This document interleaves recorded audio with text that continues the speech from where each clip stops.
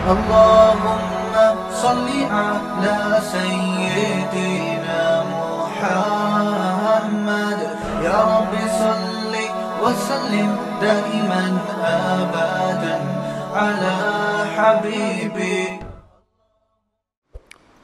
سورہ بنی اسرائیل کے شروع میں اللہ تعالیٰ نے نبی صلی اللہ علیہ وسلم کی معراج کا مختصر واقعہ بیان کیا ہے.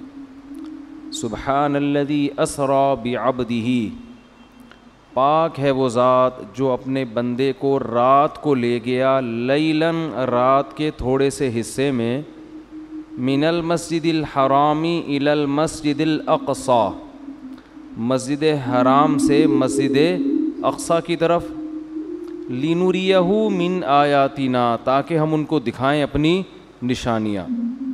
انہ هو السمیع البصیر، بے شک وہ سننے والا اور دیکھنے والا ہے. قرآن میں تو بس اتنا ہی تذکرہ ہے معراج کا، اور اسی سورہ بنی اسرائیل میں آگے چل کے آتا ہے وَمَا جَعَلْنَا الرُّؤْيَا الَّتِي أَرَيْنَاكَ إِلَّا فِتْنَةً لِلنَّاسِ وَالشَّجَرَةَ الْمَلْعُونَةَ فِي الْقُرْآنِ، کہ ہم نے جو آپ کو منظر دکھایا وہ ہم نے لوگوں کے لیے آزمائش بنایا ہے، جیسے ہم نے شجرہ ملعونہ کو آزمائش بنایا. دونوں چیزوں کو ہم نے کیا بنایا؟ آزمائش. تو قرآن میں بس اتنا تذکرہ ملتا ہے معراج کا، ایک تو سورہ بنی اسرائیل کے شروع میں پہلی آیت، اور ایک آگے جا کے 2-3 رکوع کے بعد. دوبارہ ریپیٹ کر دیتا ہوں، اللہ عیب سے پاک ہے جو اپنے بندے کو رات کے تھوڑے سے حصے میں مسجد حرام سے مسجد اقصی لے گیا تاکہ ہم انہیں اپنی نشانیاں دکھائیں. اور اللہ نے دوسری جگہ فرمایا کہ ہم نے جو منظر آپ کو دکھایا، یہ منظر بھی اور شجرہ ملعونہ بھی، یہ دونوں لوگوں کے لیے آزمائش ہیں. یہ بلب جل بجھ رہا ہے، اس سے کچھ نہیں ہوگا، بے فکر رہیں. یہ دونوں چیزیں لوگوں کے لیے آزمائش ہیں. باقی اس کی تفصیل حدیث میں ملتی ہے کہ براق پر بیٹھ کر آپ صلی اللہ علیہ وسلم گئے، مسجد اقصی پہنچے. بہت دور ہے مسجد اقصی، وہاں اللہ تعالیٰ نے تمام پیغمبروں کو جمع کیا جن کی آپ صلی اللہ علیہ وسلم نے امامت کی، اور پھر اللہ تعالیٰ نے آپ کو وہاں سے آسمانوں پہ لے گئے اور اپنا قرب عطا کیا، اور پھر آپ صلی اللہ علیہ وسلم کی مختلف پیغمبروں سے مختلف آسمانوں پر ملاقاتیں ہوئیں. آپ کو معراج میں 50 نمازوں کا تحفہ دیا گیا، جو آہستہ آہستہ کم ہوتے ہوتے 5. اس سے پتہ چلتا ہے کہ بارگیننگ جو ہے نا، بارگیننگ یہ تو اللہ اس کے رسول کے درمیان میں بھی ہوئی ہے. لوگ کہتے ہیں جو ہم نے قیمت بول دی بس اسی پہ خرید لو، ایک زبان. ایسا نہیں ہوتا بھائی. بارگیننگ آپ نے بولنے پر کوئی گورنمنٹ کی طرف سے پابندی نہیں، آپ 1 کروڑ روپے بول دو، ہم تو کہیں گے نا بھائی یہ اتنے کی دو گے تو ٹھیک ہے، تھوڑا کم کر لو، تھوڑا کم کر لو. تو لچک ہونی چاہیے انسان کی طبیعت میں، یہ نہیں کہ بس ایک ہی زبان ہے جو بول دیا بول دیا. اب اللہ نے 50 نمازیں دی تھیں، کم کرتے کرتے کتنی کر دیں بھائی 5. سوال پیدا ہوتا ہے جب 5 ہی کرنی تھی تو 50 کہنے کی ضرورت کیا تھی؟ یہ ایسا ہی ہے جیسے اللہ تعالیٰ قرآن میں بعض دفعہ مشکل احکام دیتے ہیں لیکن ابھی صحابہ نے عمل کیا نہیں ہوتا کہ اس کو منسوخ کر دیتے ہیں. ایسا بھی ہوا ہے قرآن میں. یہ بتانے کے لیے کہ اصل تو ہم یہ حکم دینا چاہتے تھے مگر تمہاری رعایت میں ہم اپنے حکم کو چینج کر رہے ہیں. اگر پہلے ہی حکم دیا جاتا نا آسان والا تو پتہ کیا چلتا کہ اللہ اصل کیا چاہتے تھے اور آسانی کر کے کیا چاہتے ہیں. تو اصل تو یہ تھا کہ اللہ چاہتے تھے ہم دن میں کتنی نمازیں پڑھیں؟ 50 ٹائم. لیکن اللہ کو پتہ تھا کہ یہ مشکل میں پڑ جائیں گے اور جہنم میں جانے والوں کی تعداد اور زیادہ بڑھ جائے گی. اس لیے اللہ نے کہا کہ میں تمہاری رعایت کرتا ہوں. جیسے بیوہ عورت کو نکاح کے پیغام سے اللہ نے منع کیا لیکن اللہ نے فرمایا اللہ کو پتہ ہے تم باز نہیں آؤ گے تو اشارتاً پیغام بھیج سکتے ہو. وہ اس زمانے کی بات ہے. تو اسی طرح قرآن میں آتا ہے کہ ہم حکم دے رہے ہیں کہ جب نبی کی محفل میں جاؤ تو پہلے کچھ صدقہ دیا کرو. پھر اللہ نے فرمایا اشفقتم ان تقدموا بین یدی نجواکم صدقہ، تم ڈرتے ہو کہ ہر چیز میں پہلے صدقہ دینا پڑے گا. چلو معاف کیا, نہیں دو صدقہ, ٹھیک ہے نا. تو یہ قرآن کی عادت ہے, اس سے اللہ کی رحمت کا پتہ چلتا ہے. اور یہ بھی کہ اسلام کے احکام میں بھی اللہ نے ہمیں یہ بتایا ہے کہ میں بھی تمہاری طبیعت کا, تمہاری کمزوری کی رعایت کرتا ہوں. تو جب اللہ ہماری رعایت کر کے احکام دے رہا ہے تو ہمیں بھی اپنے ماتحتوں کا خیال بولو کرنا چاہیے. اللہ ہمیں بتاتا ہے کہ اصل تو میں یہ کہنا چاہتا ہوں, یہ چاہتا ہوں حکم ہو, لیکن تم نہیں عمل کر سکو گے, چلو یہ اس پر عمل کرو. تو جب اللہ انسانوں کی رعایت کرتا ہے تو انسانوں کو بھی چاہیے کہ وہ ایک دوسرے کی رعایت کرا کریں. اتنا بوجھ کسی پہ نہ ڈالیں کہ بس تیر کی طرح سیدھے چلو تم. ایسا نہیں ہو سکتا بھائی. انسان ٹیڑھا میڑھا ہے, آڑا ترچھا ہے, اس کو بالکل ہر چیز میں ایکوریٹ کرنے کی کوشش کریں گے نہ, کوئی بھی نہیں ہو سکتا. کوئی بھی کا مطلب مسجد کا امام بھی پورا سیدھا, نہ مفتی صاحب پورے سیدھے ہو سکتے ہیں, نہ مسجد کا امام ہو سکتا ہے, نہ کوئی بزرگ پورے ایکوریٹ ہو سکتے ہیں. لوگ کہتے ہیں مفتی صاحب نے اس دن بیان میں یہ بول دیا تھا, مفتی صاحب اس دن وہاں انڈا موڑ پہ بیٹھے ہوئے ٹانگ پہ ٹانگ رکھ کے چائے پی رہے تھے. یہ علماء کے بیٹھنے کا طریقہ نہیں ہوتا. اس دن مفتی صاحب نے کہہ دیا تھا بھاڑ میں جائے. چلتا ہے مارکیٹ میں سب. ہاں کچھ لوگ بیٹھے ہیں کیڑے نکالنے کے لیے. کچھ لوگ کیا, ان کا کام ہی یہی ہے کہ اس کے کیڑے جمع کر کے ایک شاپر میں لا کے پوری کیڑوں کی دکان کھولی ہوئی ہے انہوں نے. وہ ان کا کام ہی یہی ہے کہ ایک دوسرے کی غلطیوں کو ہائی لائٹ کرنا. اور خود اتنے بڑے بڑے بلینڈر ان لوگوں سے ہوتے ہیں کہ اگر کوئی دوسرا ان کی غلطیاں جمع کرنا شروع کر دے تو الامان والحفیظ. تو لچک ہے بھائی, لچک. لوگوں کی رعایت کیا کرو. نمازیوں کی رعایت کا حکم ہے مسجد کے امام کو. اتنی لمبی نمازیں نہ شروع کر دو کہ لوگ کھڑے کھڑے تھک جائیں. حضرت معاذ تھے, حضرت جابر بن عبداللہ, انہوں نے اتنی لمبی عشاء کی نمازیں پڑھانا شروع کر دیں, سورہ بقرہ پڑھتے تھے پوری اس میں نا. اب ایک صحابی تھے, وہ کھڑے کھڑے تھک جاتے, وہ ایک دن نماز توڑ کے چلے گئے اور جا کے نبی صلی اللہ علیہ وسلم سے شکایت کی کہ یہ اتنی لمبی عشاء کی نماز پڑھاتے ہیں.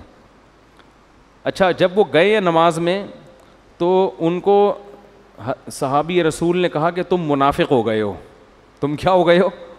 کیونکہ نماز میں تم کیا کر رہے ہو, شارٹ نماز چاہیے, یہ تو منافق کا دل نماز میں نہیں لگتا. تو فتویٰ دیا کہ تم کیا ہو گئے ہو, منافق. انہوں نے جا کے نبی صلی اللہ علیہ, حضرت معاذ بن جبل تھے, انہوں نے جا کے نبی صلی اللہ علیہ وسلم کو بتایا کہ یا رسول اللہ اتنی لمبی نماز پڑھا رہے ہو, اوپر سے مجھے فتویٰ کیا دے رہے ہیں, تم منافق ہو.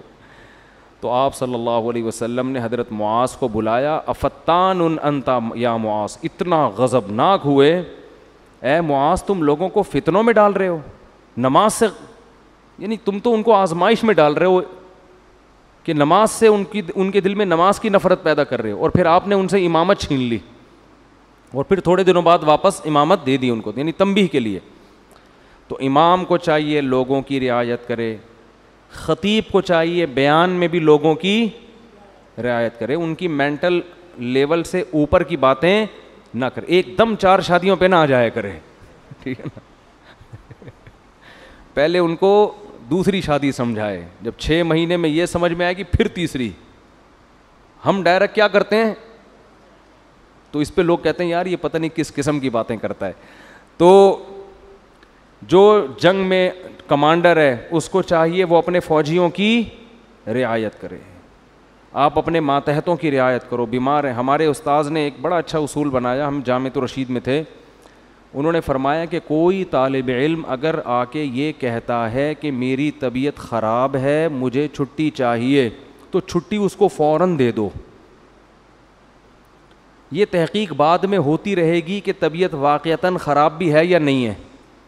وجہ اس کی یہ کہ امکان ہے کہ ٹوپی کر رہا ہو, امکان ہے اس بات کا کہ ہو سکتا ہے جھوٹ بول رہا ہو, لیکن اس کا بھی امکان ہے کہ ہو سکتا ہے سچ بول رہا ہو.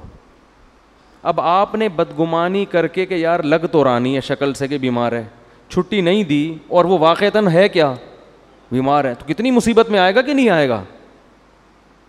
تو وہ ہوتی رہے گی تحقیق, لیکن فوراً اس کو رخصت ملنی چاہیے کیونکہ اس کا خطرہ ہے کہ واقعتاً سچ کہہ رہا ہو.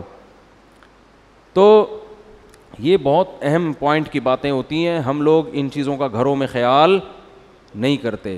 اپنے ماتحتوں کے ساتھ, ملازمین کے ساتھ, ہر ایک کے ساتھ جو ہے نا یہ خیال کرنا چاہیے کہ اس کی حیثیت سے زیادہ اس کے اوپر بوجھ نہ ڈالا جائے.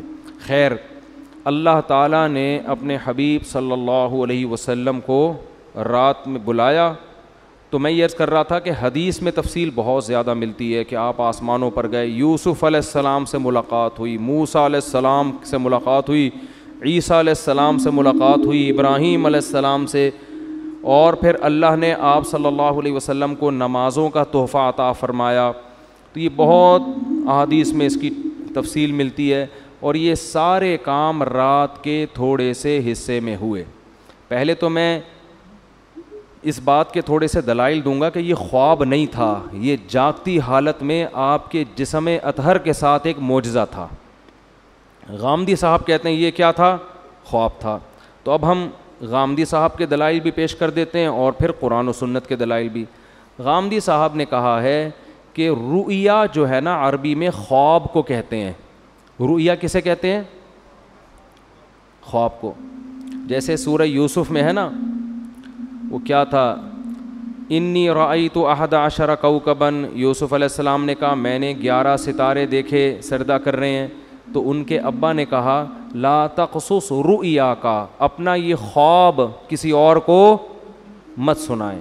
تو اس کو انہوں نے رؤیا سے تعبیر کیا ہے. کیا تعبیر کیا؟ رؤیا. تو یہی لفظ معراج کے بارے میں قرآن میں آتا ہے کہ اے نبی ہم نے آپ کے رؤیا کو, یہ جو رؤیا تھا نا اس کو ہم نے لوگوں کے لیے ایک آزمائش بنایا ہے. تو غامدی صاحب کہتے ہیں کہ رؤیا کسے کہتے ہیں؟ خواب کو, جیسے سورہ یوسف میں. اس کا جواب یہ ہے کہ رؤیا اصل میں خواب کو نہیں کہتے, رؤیا اصل میں منظر کو کہتے ہیں, سین کو کہتے ہیں. اور خواب میں بھی ایک منظر نظر آتا ہے, اس لیے خواب پر بھی اس کا اطلاق کر دیا جاتا ہے, ورنہ اصل رؤیا کا معنی منظر, سین, کوئی بھی چیز آپ دیکھیں چاہے جاگتی حالت میں یا خواب میں. کیونکہ رؤیا کا لفظ نکلا ہے رؤیت سے, رؤیت دیکھنے کو کہتے ہیں. آپ نے دیکھا نہیں رؤیت ہلال, تو کیا یہ خواب میں دیکھا جا رہا ہوتا ہے ہلال کمیٹی ہے بھائی؟ جب جاگتی حالت میں دیکھ کے اتنے اختلاف ہو رہے ہیں تو خواب میں دیکھ کے پتہ نہیں کیا ہو جائے گا, 6 عیدیں ہوں گی پھر تو یہ جاگتی حالت میں ان آنکھوں کے ساتھ رؤیت ہلال کمیٹی نہیں ہے, رؤیت انی ارا ما لا ترون انی اخاف اللہ. قرآن میں جہاں بھی رآ یرآ کا لفظ آیا ہے دیکھنے کے معنی میں, تو رؤیا وہ چیز جو دیکھی جائے. اب یہ خواب میں بھی ہو سکتی ہے اور جاگتی حالت میں بھی, اس لیے اس کا اصل معنی ہوتا ہے منظر, لیکن اس کا اطلاق خواب پر بھی ہوتا ہے کیونکہ خواب میں بھی ایک سین نظر آتا ہے آپ کو, پورا ایک منظر ہوتا ہے.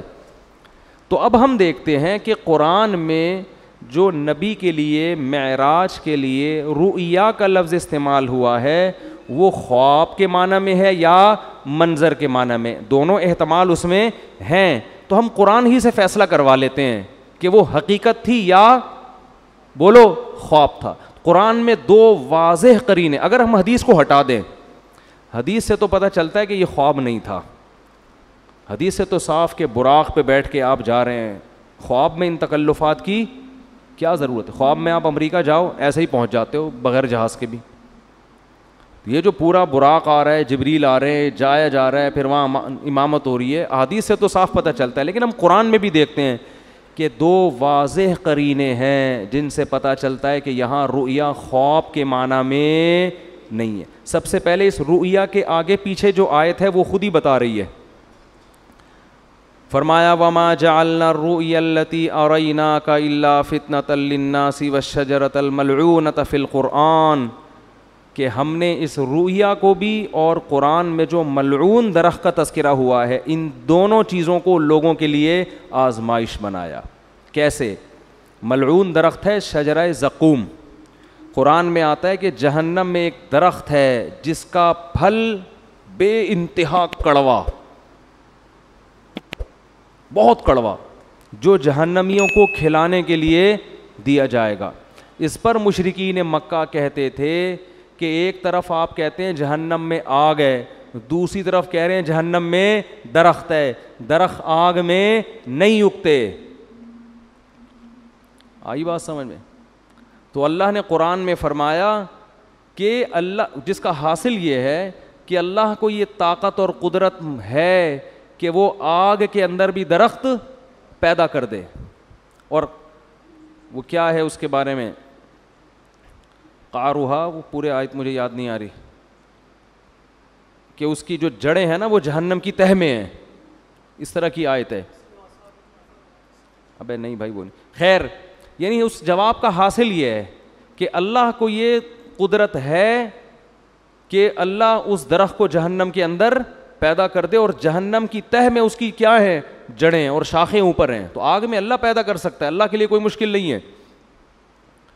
دیکھو ہم نے اگر پانی کے جانوروں کو نہ دیکھا ہوتا کبھی بھی, تو ہم کہتے کہ پانی کے اندر انسان یا کوئی مخلوق زندہ نہیں رہ سکتی, سانس کیسے آئے گا؟ تو اللہ نے پانی کی ہی مخلوقوں کو پیدا کر دیا, کروڑوں مخلوق جو پانی کے اندر ہی زندہ رہتی ہیں, باہر نہیں نکلتی. تو اللہ کو یہ قدرت ہے کہ وہ اسی ماحول کے حساب سے چیزیں پیدا کر دے. تو اللہ فرماتے ہیں ہم نے یہ ملعون درخت کو بنایا کس کے لیے؟ آزمائش, تاکہ مشرکین اور غیر مسلم اس کا انکار کریں کہ ایسا ممکن نہیں ہے. حالانکہ یہ انکار کرنا بنتا اس لیے نہیں ہے کہ اللہ ہر چیز پر قدرت رکھتا ہے. تو ہم نے زقوم درخت کو بھی لوگوں کے لیے کیا بنا دیا؟ آزمائش, کہ یہ اللہ کی قدرت جو مانتا ہے وہ تو اس کو مانے گا, جو اللہ کی قدرت نہیں مانتا وہ اس کا انکار کرے گا. تو اسی کے ساتھ اللہ نے نبی کی معراج کا بھی تذکرہ کیا کہ ہم نے نبی کو جو منظر دکھایا اس کو بھی لوگوں کے لیے کیا بنایا؟ آزمائش. کیا مطلب؟ جو اللہ کی قدرت کو مانے گا وہ تو مانے گا اس واقعے کو, جو کہتے ہیں اللہ ایسا نہیں کر سکتا وہ اس واقعے کا انکار کر دے گا. خواب اگر یہ ہوتا تو خواب کو ماننا کوئی اچھمبے کی بات نہیں ہے, یہ فتنہ تھوڑی بنتا. نبی کہتے ہیں مجھے خواب آیا ہے, یہ ہوا ہے, تو ابو جہل بھی کہتے تھا بھائی خواب تو کسی کو بھی کچھ بولو نا بھائی آ سکتا ہے, خواب میں تو آپ کہیں بھی جا سکتے ہیں, کوئی بھی انکار نہ کرتا. لیکن جیسے وہ کہہ رہے تھے عقلاً یہ ممکن نہیں ہے کہ جہنم میں درخت پیدا ہو جائے, ایسے ہی عقلاً یہ ممکن نہیں ہے کہ کوئی انسان زندہ اپنے جسم کے ساتھ رات کے تھوڑے سے حصے میں مسجد حرام سے مسجد اقصی اور آسمانوں کی سیر کر کے آ جائے. اٹ ازنٹ پاسبل, یہ عقلاً ممکن نہیں ہے. تو اللہ کہتے ہیں دونوں چیزیں تمہارے لیے آزمائش ہیں. خدا کی قدرت کو مانو گے تو دونوں پہ یقین کرو گے, نہیں مانو گے تو دونوں کا انکار کرو گے. تو یہ بہت بڑی دلیل ہے کہ یہاں رؤیا سے مراد معراج میں حقیقت ہے جسم کے ساتھ, خواب اس سے مراد نہیں ہے, ورنہ یہ آزمائش نہ ہوتا.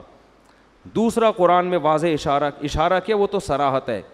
سورہ بنی اسرائیل شروع ہو رہی ہے, سبحان الذی, پاک ہے وہ ذات, اسرا بعبدہ, جو اپنے بندے کو رات کے تھوڑے سے حصے میں لے گیا, من المسجد الحرامی الی المسجد الاقصی, مسجد حرام سے مسجد اقصی. یہاں اللہ نہیں کہہ رہے کہ میں نے خواب میں لے گیا ہوں. میں جب میں کہتا ہوں کہ میں رات کو کے تھوڑے سے حصے میں آپ کو یہاں سے وہاں لے گیا, تو اس کا مطلب کیا ہوتا ہے؟ لے کر گیا یا خواب دکھایا ہے بھائی؟ آپ کہہ رہے ہو کہ بھائی دیکھو میں تمہیں اپنے ساتھ ملیشیا لے کر گیا تھا اور میں نے تمہیں وہاں گھمایا اور پھرایا, پھر میں تمہیں وہاں, تم دبئی کی سیر. اب کوئی آدمی کی نئی نئی شادی ہوئی ہے, فرض کر لو, بیگم کو ہنی مون کے لیے مری لے کر گیا, بعد میں پھڈا ہو گیا, بیگم کو کہہ رہا ہے دیکھو میں تمہیں اپنے ساتھ اس دن مری لے کر گیا تھا, پھر میں تمہیں نتھیا گلی کی میں نے تمہیں سیر کرائی, پھر میں وہاں سے ہم نے ٹن مارا ادھر کی طرف, ہم مڑے سوات مردان کی مالم جبا ہے کیا ہے, بہرحال جو بھی ہے, وہاں سے ٹن مار کے اسلام آباد سے ہم اگلی فلائٹ سے واپس آئے. کوئی بندہ وہاں بیٹھا ہوا کہہ رہا ہے یار آپ بھابھی سے اتنی محبت کرتے ہو؟ ہاں جی میں تو بہت محبت کرتے, بہت اچھا خواب دکھایا اپنے بھابھی کو.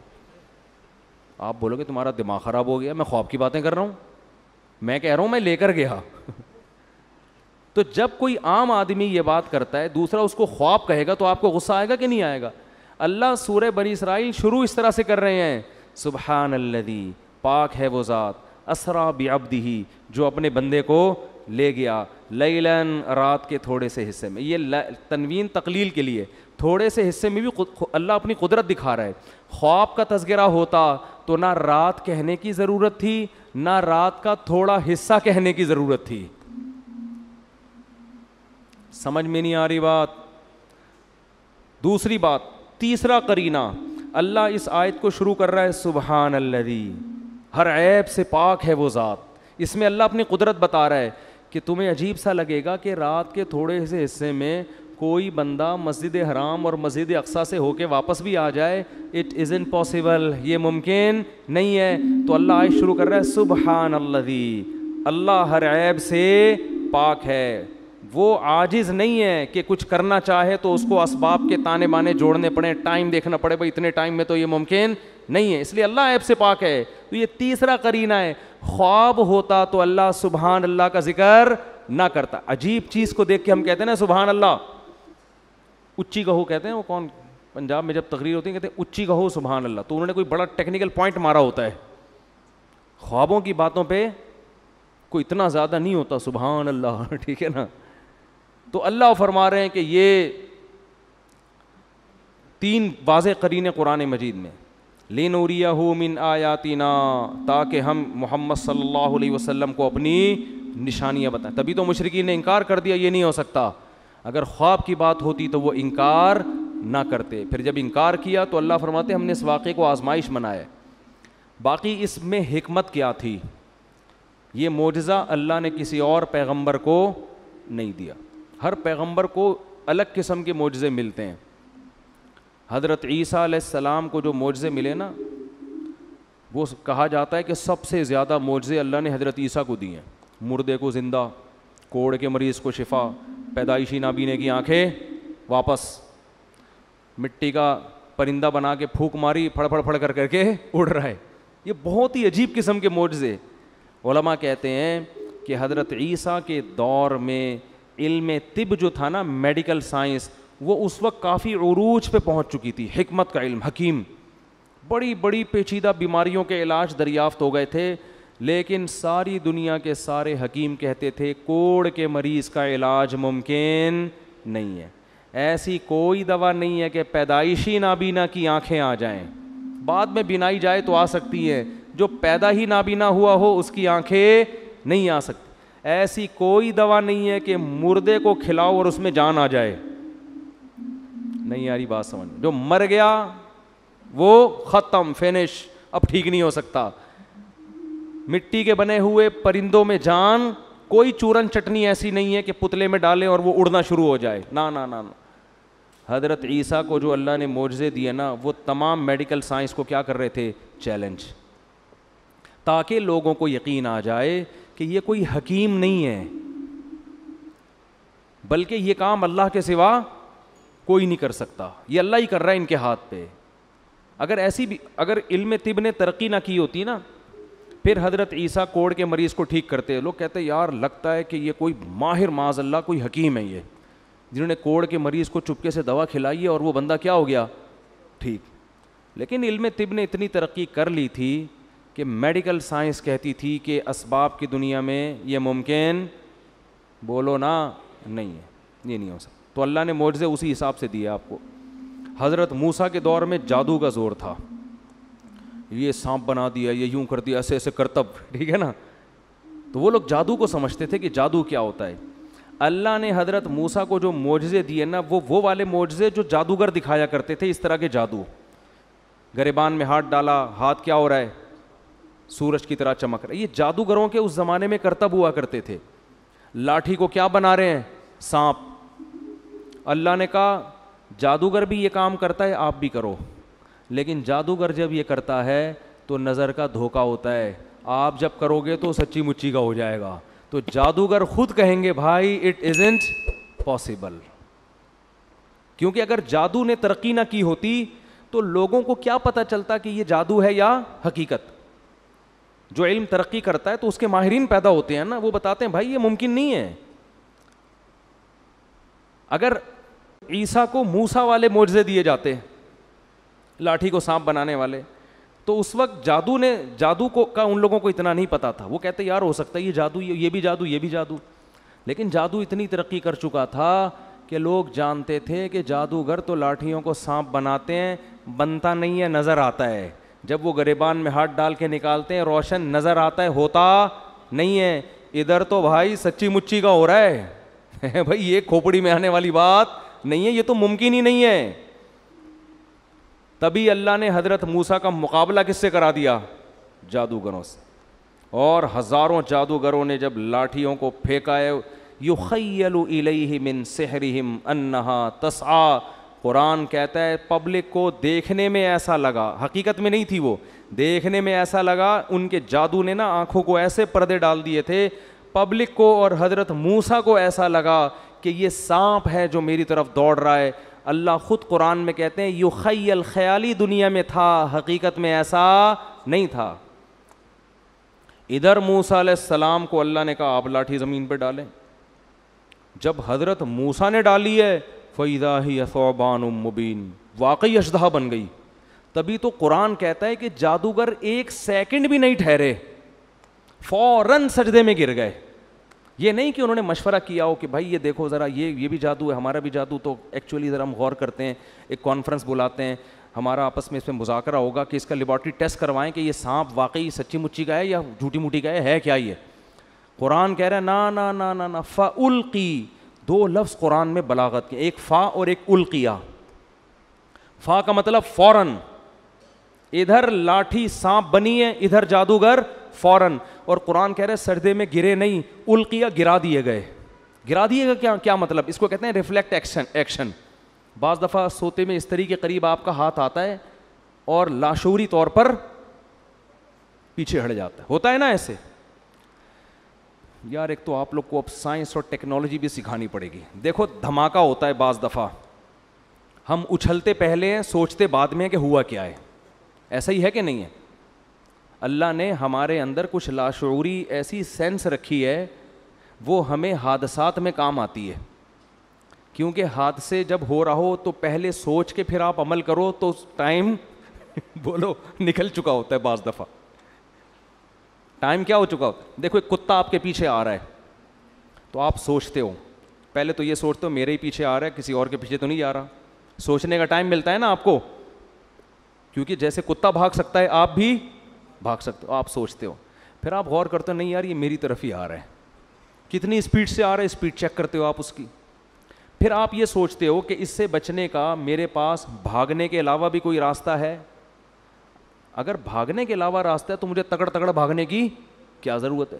تو آپ کا دماغ کام کرتا ہے، آپ پتھر اٹھا لیتے ہو کہ یار پتھر سے ماروں گا بھاگ جائے گا تو مجھے بھاگنے کی ٹینشن لینے کی ضرورت نہیں ہے، آپ پتھر اٹھاتے ہو، کتے کو اس طرح کرتے ہو، کتا اگر ڈر کے رک گیا تو آپ کہتے ہو بہت زبردست کام ہو گیا، کتا اگر کتے پنے پہ آیا ہوا ہے وہ پھر بھی نہیں رک رہا، پھر آپ آخری حربے کے طور پر تگڑ بھاگنا شروع کرتے ہو اور بالآخر آپ کی جان بچ جاتی ہے۔ یہ سوچنے کا ٹائم ملتا ہے آپ کو، لیکن کچھ اتفاقی حادثے ایسے ہوتے ہیں کہ ان میں اگر سوچ کے کام کرو گے تو جیسے وہی ہے نا، اکثر سناتا ہوں میں، ایک بیچارہ شیشے کے برتن بورے میں بھر کے بیچ رہا تھا، ایک عادت ہوتی ہے نا بعض لوگوں کی، تو ایک سیٹھ صاحب کی عادت تھی ہر چیز کو ٹھوکر مار کے پوچھتے تھے اس میں کیا ہے، تو وہ شیشے کا برتن اس بیچنے والے نے اس سیٹھ صاحب کے سامنے رکھا، سیٹھ صاحب کو پتہ نہیں تھا اس میں شیشے کے برتن ہے، سیٹھ صاحب نے بوری پہ پاؤں مارا، بولا اس میں کیا ہے، اس نے کہا ہے نہیں تھا اب نہیں ہے۔ تو یہ کچھ ایسی چیزیں ہوتی ہیں جن میں سوچنے کا ٹائم، بھائی اس میں ٹھوکر مار کے پوچھو گے تو اب نہیں ہے، پوچھ کے ٹھوکر مار دے آپ۔ تو کچھ کام تو ایسے ہوتے ہیں سوچ کے آپ بھاگو، کچھ ایسے ہوتے ہیں کہ بھاگنا پہلے پڑتا ہے، سوچنا بعد میں۔ تو یہ وہ حادثے ہوتے ہیں جس میں اللہ نے آپ کو سوچنے کا اختیار دیا ہی نہیں ہے، قدرت خود آپ کو بچنے کا موقع دیتی ہے، یعنی بچا لیتی ہے۔ جیسے اچانک جب دھماکہ ہوتا ہے تو ہم اچھلتے پہلے ہیں، سوچتے بعد میں، قدرت ہمیں اچھالتی ہے کہ ابے بھاگ یہاں سے، ٹھیک ہے نا، کچھ ہوا ہے، یا کتا بہت قریب آ کے ایک دم بھونکنا شروع کر دے تو پھر آپ بھاگتے پہلے ہو، سوچتے بعد میں، اور خود ارادے سے نہیں بھاگتے، لاشعوری طاقت آپ کو کیا کرتی ہے، بھگا دیتی ہے۔ کوئی جھاڑی میں چھپا بیٹھا ہو، آپ قریب سے گزرو، وہ ایک دم بھو کر کے جب آواز دیتا ہے تو آپ بھاگتے پہلے ہو، سوچتے بعد میں۔ یہ گاڈ گفٹڈ کچھ چیزیں اللہ نے انسان میں رکھی ہیں، یہ اس لیے رکھی ہیں کہ حادثوں ایمرجنسی جب نافذ ہونا تو آپ کو سوچنا نہ پڑے، سمجھ رہے ہیں، پہلے کام ہو جائے پھر بعد میں سوچتے رہو۔ ابھی تو قدرت چاہ رہی ہے اس جگہ سے آپ ہٹ جاؤ ورنہ مر جاؤ گے آپ۔ بالکل یہی کام جادوگروں سے ہوا ہے، قرآن کہتا ہے کہ جب انہوں نے رسیوں کو، جب موسیٰ نے لاٹھی کو پھینکا اور وہ سانپ بنی ہے، تو جادوگر سوچ کے سجدے میں نہیں گرے پہلے ہیں، سوچا بعد میں. کیوں گرے پہلے؟ ان کے لاشعور میں یہ بات بیٹھ گئی، بھائی یہ تو پیغمبر ہے، یہ تو پاسبل ہی نہیں ہے کہ لاٹھی سانپ بن جاؤ. بھائی پہلے سجدہ کرو، بعد میں سوچتے رہیں گے کہ یہ سجدہ صحیح کیا یا غلط کیا. نہیں آ رہی بات. یہ قرآن کی بلاغت ہے.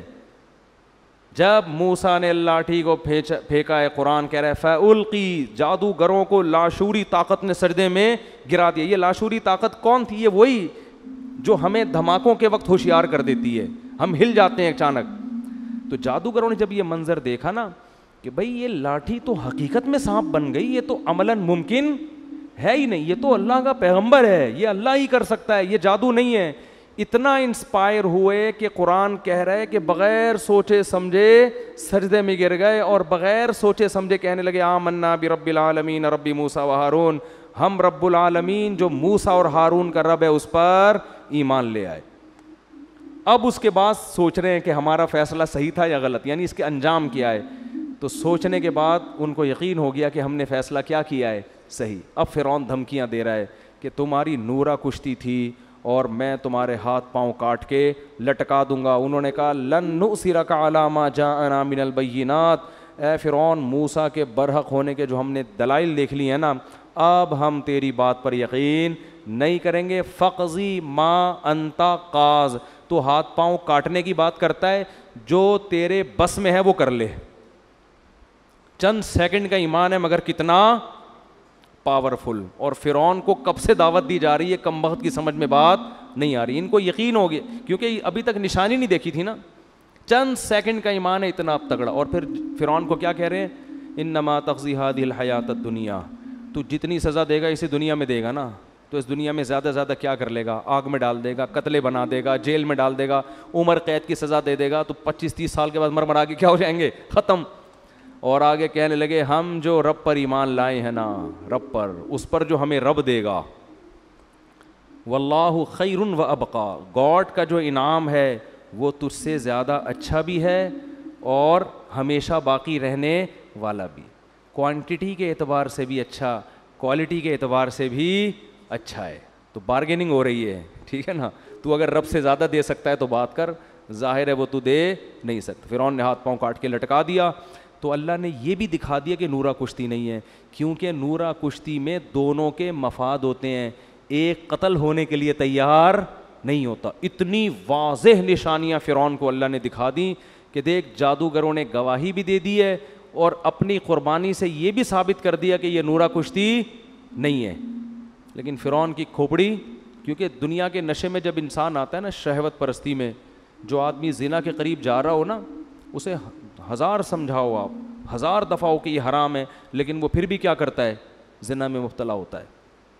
تو یہ گناہ ہے ہی ایسی برباد چیز، انسان کو اندھا کر دیتی. خیر جلدی سے بات کو سمیٹتا ہوں. تو موسیٰ علیہ السلام کو اللہ نے جو معجزے دیے وہ کس حساب سے، جادوگروں کو سمجھ میں آ جائے. عیسیٰ علیہ السلام کو میڈیکل سائنس کے اعتبار. داؤد علیہ السلام کا دور تھا حکومت کا، بڑی بڑی جنگیں ہو رہی تھیں اس وقت، لڑائیوں کا دور تھا.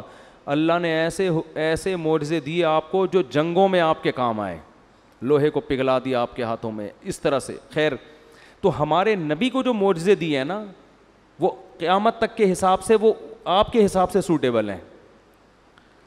ایک معجزہ تو قرآن دیا، کیونکہ یہ دور ہے ایجوکیشن کا، تعلیم کا. تو قرآن کا جو معجزہ ہے، قرآن نے دعویٰ کیا اس جیسی کتاب لے کر آؤ.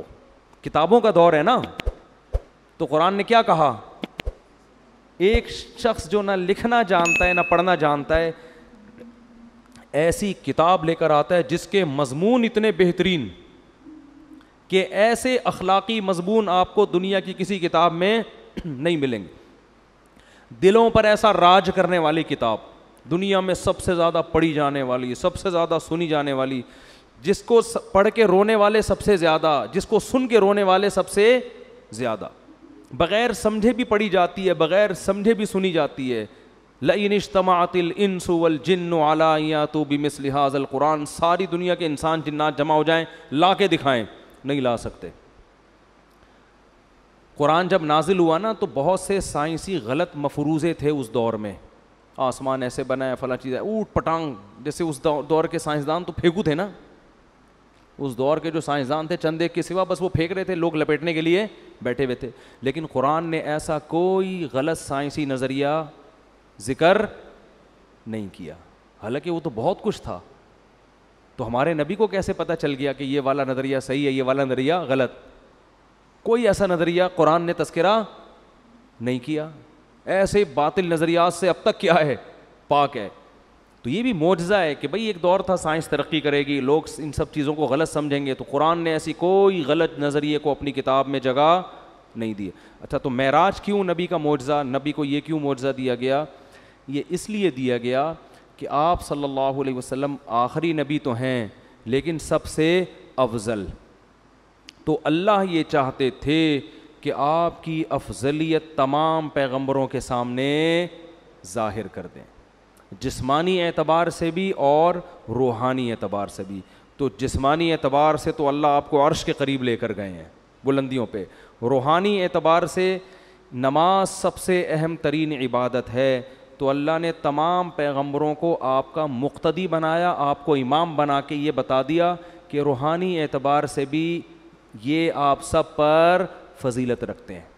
زبانی بتا دینا کافی نہیں ہوتا، پریکٹیکل کروایا جاتا ہے. جس کے پیچھے انسان نماز پڑھتا ہے اس کا احترام کرتا ہے نا. کیا خیال ہے بھائی؟ بھائی ہم ان کے پیچھے کیا پڑھتے ہیں؟ یہ اللہ کے دربار میں حاضری کے وقت ہمارے رہبر ہوتے ہیں.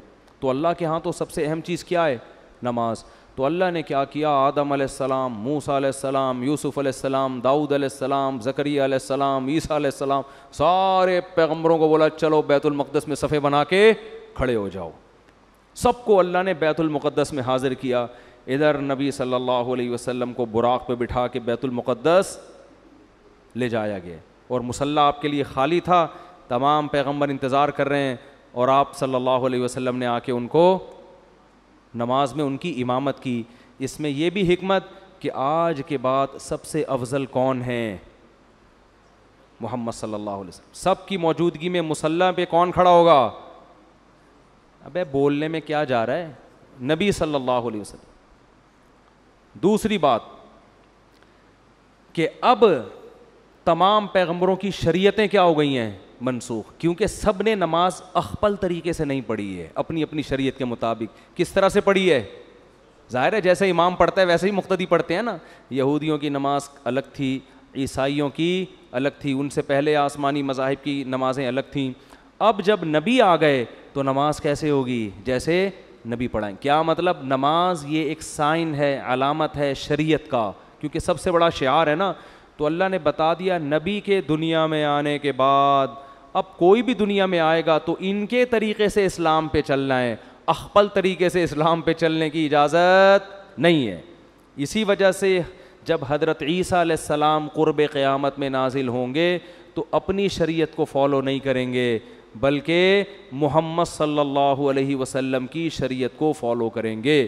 جب نازل ہوں گے نا دمشق کی مسجد میں تو امام مہدی مصلی پہ کھڑے ہوں گے نماز پڑھانے کے لیے. تو حضرت عیسیٰ جب آسمانوں سے نیچے اتریں گے تو حضرت مہدی ان کے لیے مصلی خالی کریں گے کہ آپ نماز پڑھائیں. وہ کہیں گے نا نا نا نا، اس کام کے لیے اللہ نے اس امت کو منتخب کیا ہے. سمجھ میں شریعت اس امت ہی کی، کیونکہ یہ آپ ہی، میں امامت کرنے کے لیے بولو نہیں، تمہارے امام پہلے سے نبی آپ صلی اللہ علیہ وسلم امام ہے، وہ ان کی امامت ابھی بھی ہے. پھر کیوں تشریف لائے بھائی آپ؟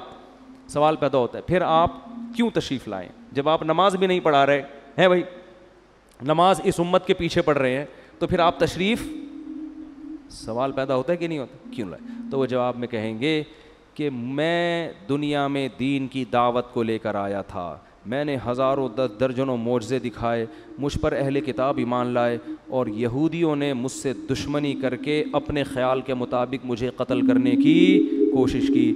اب یہودی میرا تو دشمن ہے اور اسلام کا بھی سب سے بڑا دشمن کون ہے؟ یہودی. تو یہ ہم دونوں کا مشترک دشمن ہے. تو میں اب اس امت کی قیادت کروں گا یہودیوں سے قتال کرنے میں. سمجھ میں نہیں آ رہی تو جیسے چل رہے ہیں ویسے ہی چلتے رہیں. میں جب سبق پڑھاتا ہوں طلبہ سے کہتا ہوں سمجھ میں آ رہی ہے, وہ کہہ رہے نہیں, میں کہہ رہا ہوں باقی دنیا میں ساری باتیں سمجھ میں آ گئی ہیں آپ لوگوں کے, کہتے ہیں نہیں ہے تو چلو ایک اور صحیح, ایک اور بات سمجھ, کیونکہ ہم 3 دفعہ سمجھائیں گے, اس کے بعد ہمارے پاس کھوپڑی نہیں ہے کہ سارے دن ایک ہی چیز سمجھاتے رہیں, ٹھیک ہے نا. تو میرا اسٹائل ہے پڑھانے کا, سبق طلبہ سے کہتا ہوں 1 دفعہ سمجھا دیا, 2 دفعہ پھر بھی نہیں سمجھ میں آیا, تو میں ان سے کہتا ہوں باقی ساری چیزیں سمجھ میں آ گئی ہیں, کہ نہیں ساری چیز سمجھ میں نہیں آئی, چلو ایک اور چیز ایسی ہے جو سمجھ میں نہیں آئی. جب باقی چیزیں سمجھ میں نہ آنے سے کچھ نہیں ہو رہا, لائف آپ کی نیچرل بڑے آرام سے گزر رہی ہے, تو ایک اور چیز بھی اسی میں شامل کر لو. تو خام ایک ہی چیز کو سمجھا کے دماغ خراب نہیں کرنا چاہیے. کل کسی نے مضمون بھیجا 4 شادیوں کے خلاف, وہ میں نے پڑھا, اس نے دلائل دیا, میں نے کہا اس کو اپنے پاس رکھ لو, اب ہمارے پاس فالتو کھوپڑی نہیں ہے, ان باتوں کے 100 دفعہ جواب دے چکے ہیں, پھر وہی کھوپڑی وہی گھما رہا ہے وہی. یہ میں نے کہا یہ سمجھنے والے لوگ نہیں ہے. خیر 4 شادیاں پتہ نہیں کہاں سے آ گئیں, جلدی سے بات کو سمیٹ کے ختم کرتا ہوں. تو ایک حکمت کیا تھی, جسمانی معراج اور روحانی معراج, یہ بتانا کہ اب سب سے افضل کون ہے, یعنی عملاً اس کو کر کے دکھانا, صرف بتانا کافی نہیں ہے, پریکٹیکل کر کے دکھایا کہ سب سے افضل کون ہے. اب دیکھو حضرت موسیٰ علیہ السلام اگر کہیں کہ میں سب سے افضل ہوں, تو پھر ان کے امتی کہیں گے پھر معراج کی رات میں مصلی پہ آپ کیوں نہیں آئے. اگر یوسف علیہ السلام کا ہے میں سب سے افضل ہوں, تو سوال پیدا ہوتا ہے پھر معراج کی رات پہ نماز آپ نے کیوں نہیں پڑھائی. تو اللہ نے ایک عمل سے ثابت کر دیا. حدیث میں آتا ہے لو کان موسیٰ حیا لما وسعہ الا اتباعی, اگر موسیٰ کلیم اللہ جو بار بار کوہ طور پہ جایا کرتے تھے, جن کا ذکر اللہ نے قرآن میں سب سے زیادہ کیا, جن کو سرگوشیوں کے لیے اپنے قریب کیا, جن کو پوری کتاب ایک ہی دفعہ میں پکڑا دی گئی, لیکن نبی نے فرمایا ان تمام فضائل کے باوجود اگر موسیٰ زندہ ہوں, اگر اس وقت موسیٰ زندہ ہوتے, لما وسعہ الا اتباعی, تو میری اتباع کیے بغیر ان کی نجات ممکن نہیں تھی. وہ فالو اسلام ہی کو کریں گے. اسی وجہ سے علماء کہتے ہیں حضرت عیسیٰ علیہ السلام آئیں گے نا تو ہمارے ہی شریعت کو فالو کریں گے. تو یہ بھی ایک حکمت تھی معراج میں. اور بہت ساری چیزیں تھیں, اللہ نے آپ کو اپنی آنکھوں سے جنت اور جہنم کے مناظر دکھائے ہیں معراج کی رات. اچھا ایک حکمت یہ بھی تھی کہ بیت المقدس کی فضیلت پہ مہر ثبت ہو جائے. اگر ہمارے نبی بیت المقدس نہ جاتے تو ہمارے نظر میں قبلہ اول کی زیادہ ویلیو نہ ہوتی. ہم کہتے وہ تو عیسائیوں کا قبلہ تھا, یہودیوں کا قبلہ تھا, پیغمبروں کا قبلہ تھا, ہمارے نبی تو وہاں کبھی گئے بھی نہیں, نماز بھی نہیں پڑھی.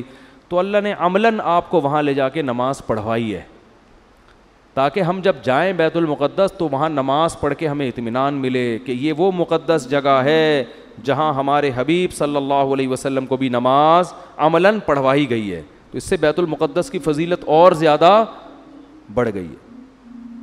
سمجھتے ہو کہ نہیں سمجھتے؟ اور بہت ساری حکمتیں ہیں, وہ پھر علماء بیان کرتے رہتے ہیں, موٹی موٹی حکمتیں یہی ہیں. پھر ایک بڑی حکمت یہ بھی تھی کہ نمازوں کا جو تحفہ اللہ نے اپنے پاس بلا کے دیا ہے, اس سے نماز کی اہمیت. اگر ویسے ہی وہی آ جاتی, بھائی ایک گفٹ ہوتا ہے کہ آپ کسی کو پارسل کر دیتے ہیں, شاپر میں بریانی ڈال کے گھر پہنچا دیا آپ نے, یہ بھی ہے. ایک ہوتا ہے اپنے گھر بلاتے ہیں, بٹھاتے ہیں, عزت کے ساتھ سلاد رائتہ پیش کر کے کھلاتے ہیں. تو اللہ تعالیٰ نے نماز میں ایسا نہیں کیا کہ جبریل کو جا کے بول دیا فرض کر کے آ جاؤ, نہ, یہ ایک ایسا تحفہ ہے جو میں اپنے پاس بلا کے آپ کو عطا کروں گا. تو بہت ساری حکمتوں میں نے چند ایک آپ کے سامنے بیان کی ہیں. تو وقت کافی زیادہ ہو گیا ہے.